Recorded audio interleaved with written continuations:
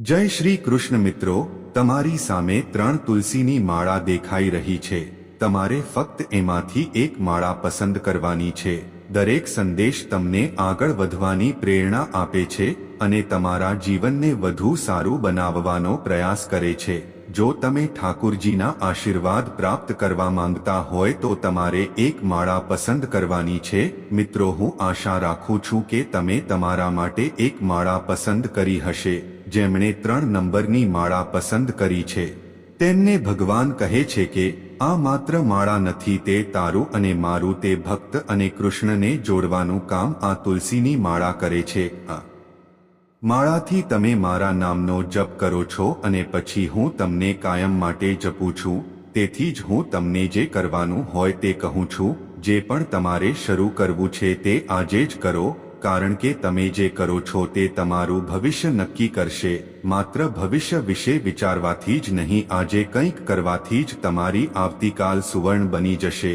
અને જ્યારે તમારો આ કૃષ્ણ તમારી સાથે હશે તો દરેક પ્રતિકૂળતા પણ તમને મારી પાસે પરત લાવશે. એક બાળક રડવા લાગે છે, માતા તેની પાસે દોડી જાય છે અને પૂછે છે કે શું થયું છે.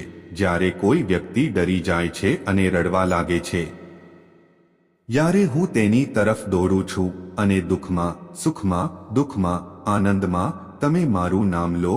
કોઈ કારણ હોય કે ન હોય, બસ તમે મારું નામ લો. કારણ કે કારણ હોય ત્યારે દરેક મારું નામ જપ કરે છે. કોઈ પણ કારણ વગર મારું નામ સીધું મારા હૃદયમાં જાય છે અને જે કોઈ પણ કારણ વિના સતત મારું નામ બોલે છે તેને ક્યારે મુશ્કેલીમાં બોલાવવાની જરૂર નથી પડતી. હું હંમેશા તેની સાથે રહું છું. જેમ તમે શ્વાસ લો છો એ જ રીતે તમે મારું નામ જપો તો હું તમારી સાથે હંમેશ માટે રહીશ. મિત્રો, હમણાં જેમને 1 નંબરની માળા પસંદ કરી છે તેમને ભગવાન શ્રી કૃષ્ણ કહેવા માંગે છે. કૃષ્ણ તમને કહે છે કે તમે વધુ પડતું વિચારીને તમારા જીવનને વધુ મુશ્કેલ કેમ બનાવો છો.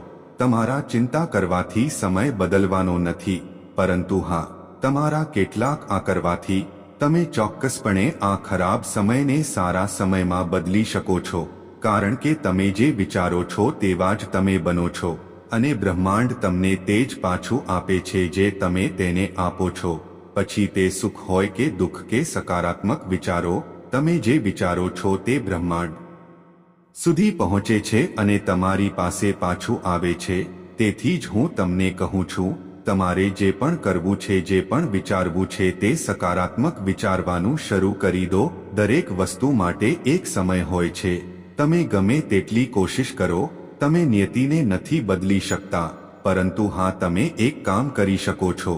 તમે સારા કર્મ કરી શકો છો અને તે જ સમયે તમે મારા નામનો જપ કરી શકો છો. અને જે હંમેશા મારા નામનો જપ કરે છે, હું પોતે જ તેનો જપ કરું છું અને હું તેને દરેક વખતે મદદ કરું છું. જે તેના નસીબમાં લખાયેલ નથી તે પણ હું આપું છું. તેથી જ તમે મારી સાથે જોડાવવાનો પ્રયત્ન કરો અને હંમેશા મારો બનવાનો પ્રયત્ન કરો. મિત્રો, જેમણે હવે નંબર 2 માળા પસંદ કરી છે તેમને કૃષ્ણ શું કહે છે? ક્યારે તને લાગે છે કે હું થાકી ગયો છું તો હું તને કહીશ કે ઉઠીને ફરી એક વાર પ્રયત્ન કર. જ્યારે તને લાગશે કે આ દુનિયા બહુ કપટી છે ત્યારે હું તને કહીશ કે દુનિયાને છોડ, દુનિયા બનાવવા વાળો તમારી સાથે છે. જ્યારે તમે વિચારો કે તમને કોઈ નથી સમજતું ત્યારે હું તમને કહેવા માંગુ છું કે મને તો તારા મનની બધી જ વાતો ખબર છે. તો તમારે હું એકલો છું એવું વિચારવાની કોઈ જરૂર નથી. જ્યારે તમે વિચારો કે મારી સાથે જ આવું કેમ થાય છે તો તમારો આ કૃષ્ણ તમને કહે છે તમારા ભલા માટે આ થવું પણ જરૂરી હતું. તમારા બધા જ પ્રશ્નોનો ઉત્તર મારી પાસે છે, પરંતુ તમારી આસપાસ ઘણો ઘોંઘાટ છે. તારા પર લોકોનો પ્રભાવ અને તારામાં ભક્તિનો અભાવ આ તને મારા સુધી પહોંચવા નથી દેતો. મારો અવાજ તારા સુધી પહોંચવા નથી દેતો કે તેથી જ તમે મારો અવાજ સાંભળો છો અને મને અનુભવો છો. જેમ તમે મારા અવાજને જાણશો, તમે મને અનુભવવા લાગશો, તેવી જ રીતે તમે પણ આ કૃષ્ણને અનુભવશો. તેવી જ રીતે હવા તમારી સાથે દરેક સમયે હાજર છે, હું પણ તમારી આસપાસ હાજર છું. તમે મને અનુભવો છો કે આ કરવાનું શીખો અને આ મારા નામનો જાપ કરવાથી શક્ય છે, તેથી જ તમે હંમેશા કૃષ્ણ કૃષ્ણ રાધે રાધે કહો છો અને મારી સાથે જોડાવા પ્રયાસ કરો છો. તમે મને તમારી નજીક શોધી શકશો અને તમારા જીવનના તમામ અવરોધો દૂર કરવામાં મદદ કરીશ. માત્ર એક જ વાત જાણીએ કે ગમે તેટલી પરિસ્થિતિ આવે, આપણે કૃષ્ણના નામનો જપ કરીએ ત્યારે આપણા જીવનમાં ચમત્કાર થવા લાગે છે. અને મિત્રો, જો તમે પણ આમાં વિશ્વાસ કરો તો કોમેન્ટમાં અવશ્ય લખો અને આજનો મેસેજ તમને કેવો લાગ્યો કોમેન્ટ કરીને જણાવો.